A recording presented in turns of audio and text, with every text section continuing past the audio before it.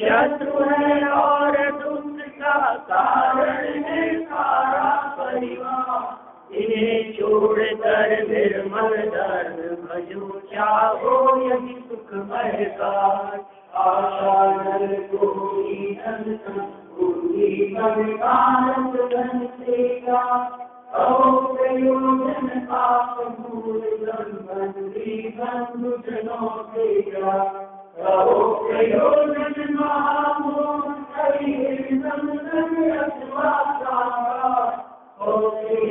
संभाव का मत करो धारा पहली महाबली जिसकी रक्षा करते हैं अतिरुक्त बुलाओ का मंत्र करे रक्षा। गीत शिवा समचंचल लक्ष्मी रसकी भी न होई। गुरुदेव आशा चलते उदय उदय दिशि में विकास गति समान। जन्म मृत्यु से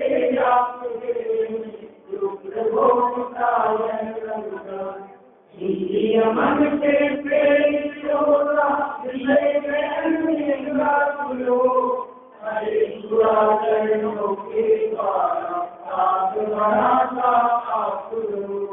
मन इंद्रिय को बात बनाकर विषय करो।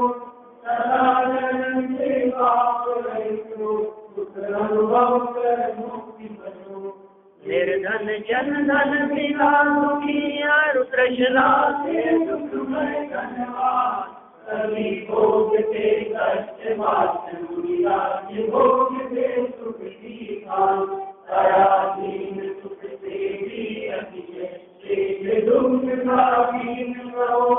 यदि ऐसा नहीं हो तपस्वी मुझे जन कैसे सुखी कहो।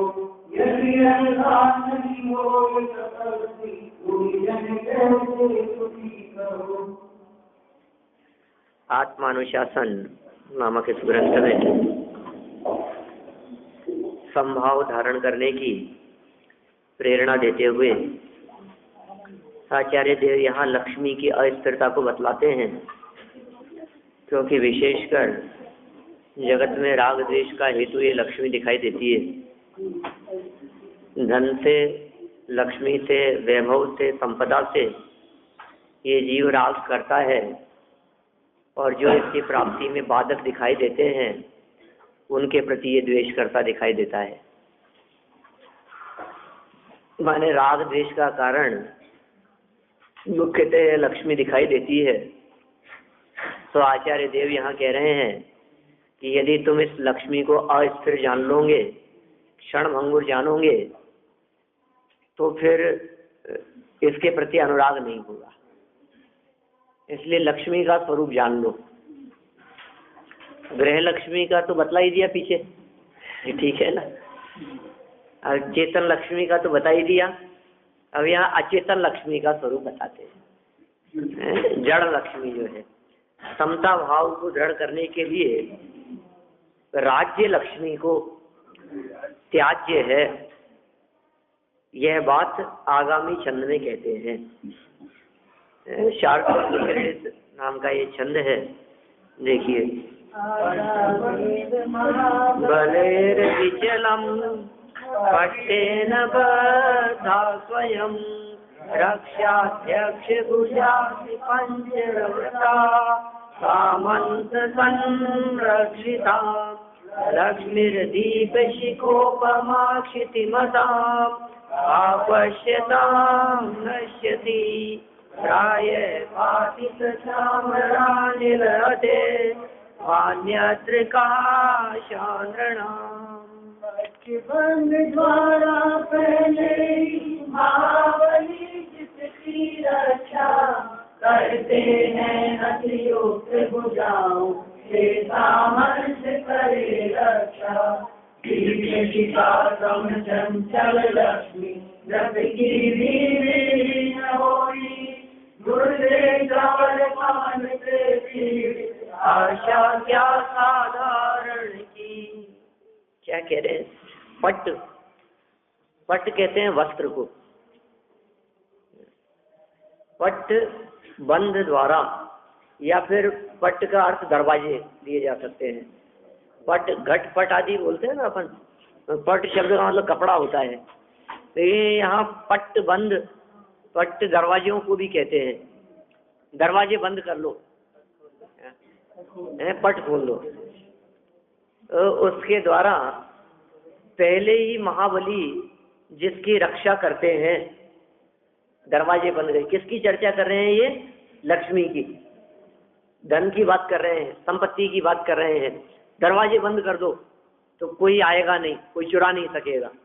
दरवाजे खुले छोड़ जाओगे तो कोई भी चोरी कर सकता है। खुले दरवाजे में कोई भी व्यक्ति चोरी कर सकता है। हमारे पिताजी एक बात कहते हैं कि जो ताले होते हैं चोरों के लिए नहीं होते, साहूकारों के लिए होते हैं। माने साहूकार को खुला ताला देखकर चोरी का परिणाम न आ जाए, इसलिए ताले लगाए जाते हैं। चोरों को क्या जरूरत है? चोरों को खुले ताले की जरूरत नहीं है, वो तो लगे ताले को तोड़ करके चोरी करते हैं। एटीएम से गायब नहीं, एटीएम ही गायब हो जाते हैं। ये कह रहे हैं पट्टे बंद द्वारा दरवाजे बंद कर लो, बंद करके रखना। दरवाजे बंद का मतलब सिर्फ मकान के दरवाजे बंद की बात नहीं है, तिजोरी के भी दरवाजे बंद। तिजोरी खुली छूट गई तो उसके भी तो दरवाजा ही है ना आखिर।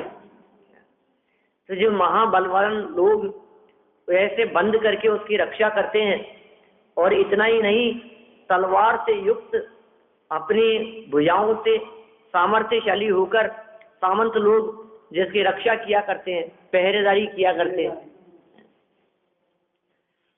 दरवाजे पर बैठा रखा है हमने, चौकीदार बैठाया हुआ है, पहरेदार है, वो पहरा देता रहता है इधर से उधर। अंदर दरवाजे बंद हैं, बाहर में बंदूक हाथ में लेकर के इधर से उधर घूम रहा है। ये कहते हैं उसके बावजूद भी, इतना होने पर भी दीप शिखा के समान। दीप शिखा, दीपक यदि जल रहा है तो जलते हुए दीपक की शिखा, उसकी लौ उसके समान चंचल, वो तो लहरती रहती है। ऐसी चंचल लक्ष्मी राजा की भी विलीन हो जाती है, राजा भी रंग हो जाता है, राजा भी रंग हो जाता है। राजा को भी देश निकाला दे दिया जाता है, उसको भी दर दर की ठोकरें खानी पड़ती है, घर छोड़ करके भागना पड़ता है, शत्रु राजाओं का आक्रमण हो जाता है। ऐसा हो जाता है सबके साथ में। ऐसे ढुरते चंवर और पवन से पीड़ित। अब सोचो आप क्या कह रहे हैं? दीप शिखा पहले ही चंचल है, उसके समान लक्ष्मी को चंचल जानो, राजाओं आदि की भी। जब राजाओं की लक्ष्मी संपदा भी उस दीप शिखा के समान चंचल है, तो फिर उस दीप शिखा के सामने चंवर डुल रहे हो और पवन चल रही हो, चंवर डुल रहे हो मतलब पीछे इस तरह की किसी चीज से हवा की जा रही हो और हवा भी चल रही हो। ऐसे स्थिति में पीड़ित आशा क्या साधारण की, साधारण व्यक्ति की संपदा की क्या आशा की जा सकती है? पुण्यशालियों की संपत्ति की ही जब आशा नहीं है, उसे ही चंचल कह दिया है, तो पुण्यहीनों की संपत्ति के बारे में आप क्या आशा रख सकते हैं? अर्थात कोई उम्मीद नहीं की जा सकती है। देखिए आप पेज नंबर 60 पर, 60 नंबर पेज, इसका अर्थ पढ़ते हैं। हाय हाय दीप शिखा के समान तथा ढुरते हुए चवरों के समान अति चंचल यह राज्य लक्ष्मी भी पवन के समान देखते देखते ही विलीन हो जाती है। मतलब विलीन कर देती है, ऐसा समझिए। पवन के समान देखते देखते ही, अरे अभी तो जल रहा था, एक हवा का झोंका आया, बुझ गया। वो प्रकाश का समूह अंधकार में बदल गया। तो फिर साधारण मनुष्यों की लक्ष्मी के स्थिर रहने की क्या आशा की जाए? क्या उम्मीद कर सकते हैं हम? अरे जहाँ वे सुरक्षित नहीं है, जहाँ प्रधानमंत्री जैसों को उड़ा दिया जाए, रक्षक नहीं है, तो फिर जन साधारण की क्या बात कर सकते हैं हम कि हमारी सुरक्षा के उपाय बतलाओ आप? तो जहाँ बड़े से बड़े पदाधिकारी विशेष पद पर रहने वाले वे भी सुरक्षित नहीं है, शक्तिशाली सामर्थ्यशाली लोग भी सुरक्षित नहीं है, प्रधानमंत्री मुख्यमंत्री जैसे व्यक्तियों को भी कोई उड़ा सकता है, बम से उड़ा सकता है, और चिथड़े चिथड़े उड़ सकते हैं राजीव गांधी जैसे के।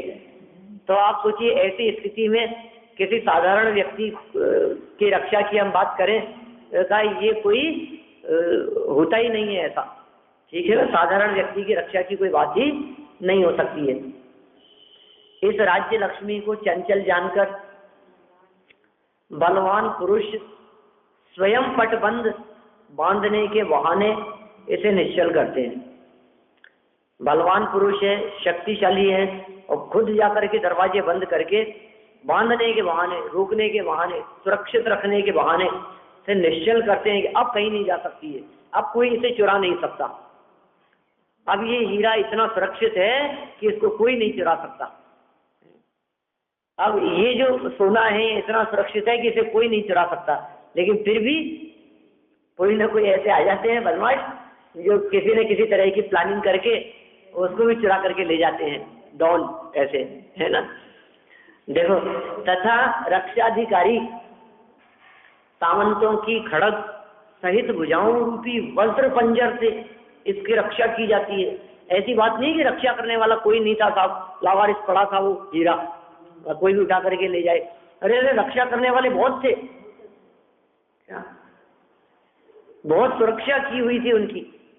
रक्षाधिकारी सामंतों की खड़ग सहित, खड़ग मतलब तलवार, रक्षा करने वाले पहरेदार उनकी तलवार सहित भुजाओं रूपी वज्र पंजर से, मतलब वज्र के हैं वो भी, और उससे इसकी रक्षा की जाती है, तो भी यह स्थिर नहीं रहती और देखते ही देखते नष्ट हो जाती है। कितने भी अखंड दीप की जगत में कल्पना की जाए, लेकिन कोई अखंड दीप अखंड नहीं रहता, क्या तो संभव ही नहीं। उसके बाद भले लोग लिख करके रखेंगे अखंड दीप, लेकिन मैंने अखंड दीपकों को भी कई स्थानों पर बुझते देखा है, और फिर कोई दूसरा व्यक्ति आकर के उसे दोबारा जला देता है। और फिर दूसरी बात ये भी तो है कि अग्नि कायिक जीवों की उत्कृष्ट आयु 3 ही दिन की कही है, क्या तो 3 दिन में तो वो मरेगा ही मरेगा, नया जीव आ जाएगा, दूसरा आ जाएगा। जहाँ कहीं पर भी आपने परमाणु युग में आग लगने की घटनाएं सुनी होगी कि 3 दिन तक जंगल में आग लगती रही, कहीं आपने ऐसी घटना नहीं पड़ी वो 5 दिन तक जंगल में आग लगती रही। आयु उसके 3 ही दिन है अग्नि की, 3 से ज्यादा नहीं जलती रहेगी, बुझेगी वो, दूसरे जीव आ जाएंगे उसमें, है कुछ ना कुछ उसमें अंतराल पड़ेगा, ऐसा है। तो इसी तरह से बहुत शक्तिशाली मान लो आप, है ना। वज्र से ज्यादा शक्तिशाली कोई धातु नहीं है और कोई। कठोर ठोस, मतलब समझ लीजिए आप किसी का भी प्रहार जिसके ऊपर न हो सके तो इससे सुरक्षित, इससे इसकी रक्षा की जाती है तो भी उससे सुरक्षित हो, उसमें बंद कर दिया जाए तो भी तेल ही खत्म हो गया है, बत्ती जल करके खत्म हो गई, नष्ट हो गई, ऐसा होता रहता है इस तरह का। भावार्थ देखिए, राज्य लक्ष्मी दीप शिखा के समान अति चंचल है, चंचल नहीं अति चंचल है। राज्य लक्ष्मी आदि रक्षा करते करते भी तत्काल विनष्ट हो जाती है। देखो समझदारी की बात तो ये कह रहे हैं कि जब ये रक्षा करते करते भी नष्ट हो जाती है तो काहे को इसके चक्कर में अपना उपयोग खराब करता है। जिसका स्वभाव ही जाना है, जिसका स्वभाव ही बदल जाना है, नष्ट हो जाना है, जो नष्ट होने के लिए ही है, चंचल ही है, चपला चपलाई बिजली की चमक के समान है, इंद्रधनुष आकाशा इंद्रधनुष के समान है, पानी केरा बुध बुधा आसमान उसकी जात, ये सब जितनी वस्तुएं दिखाई देती है ये सब यौवन ग्रह गोधनधारी नारी है गए जन आज्ञाकारी इंद्रिय भोग छिन्न थाई। और कैसे सुर धनु और चपला चपलाई इंद्रधनुष के समान है, बिजली की चमक के समान है। कितनी देर रहेगी कि देखते ही आप तो देख ही रहे हैं और देखते देखते गायब हो गया। ये कैसा है? आप देखिए दीपक के प्रकाश की क्या बात करें, सूर्य का प्रकाश भी देखते देखते ही विलीन हो जाता है। कभी कभी ऐसा लगता है सूर्य का प्रकाश कितना ज्यादा सामर्थ्यशाली है, इस पूरे धरातल को एक साथ प्रकाशित कर रहा है। अपने को जो सूर्य यहाँ दिखाई दे रहा है यही सूर्य भोपाल में भी दिख रहा है, इंदौर में भी दिख रहा है, ऐसे ही इसी तरह दिखता हो, ऐसे ऐसे सामने जैसे अपने को दिख रहा है। हजारों किलोमीटर आगे पीछे चले जाओ तो भी ऐसे दिखता है जैसे सामने है। लेकिन कह रहे हैं इतना सामर्थ्यशाली, इतना प्रकाशमान सूर्य भी, वो प्रकाश उसका भी अंधकार में बदल जाता है, वो भी विलुप्त होता हुआ दिखाई देता है। आप शाम के समय छत पर खड़े होकर के देखें, आपको सूर्य दिखाई दे रहा है, कोई दीवार नहीं आई आड़े, कोई पर्वत नहीं दिखाई दिया और एकदम दिखता दिखता ही एकदम गायब हो गया। आप देखिएगा, अभी तो दिन है छत पे चढ़ने के तो आपको ऐसा लगेगा ये क्या हो गया, कहाँ चला गया, अभी दिख रहा है, ये कहाँ जा कहाँ रहा है, गायब कहाँ हो रहा है। मैं कहीं किसी सनसेट पॉइंट पर जाकर के देखने की बात नहीं कर रहा, अपने घर की छत पे खड़े होकर देखने की बात कर रहा हूँ। आपको ऐसा ही लगेगा ये कैसे विलीन हो गया। तो फिर क्या बात करें साधारण दीपक की। तेज हवाएं भी जिस सूर्य के प्रकाश को विचलित करने में समर्थ न होती, वह सूर्य भी जब अंधकार में बदल जाता है तो फिर उन दीपकों की क्या बात करें जो हल्का सा हवा का झोंका पड़ने मात्र से ही अंधकार में बदल जाता है। दीपक का तो उदाहरण देकर के बतला रहे हैं, समझाना तो यहाँ लक्ष्मी को है, समझाना तो वैभव के बारे में है, संपत्ति के बारे में, कि जो संपत्ति हमारे को इतने साधन सुविधाओं से युक्त दिखाई देती है, जिसे हमने बहुत मेहनत करके प्राप्त किया है,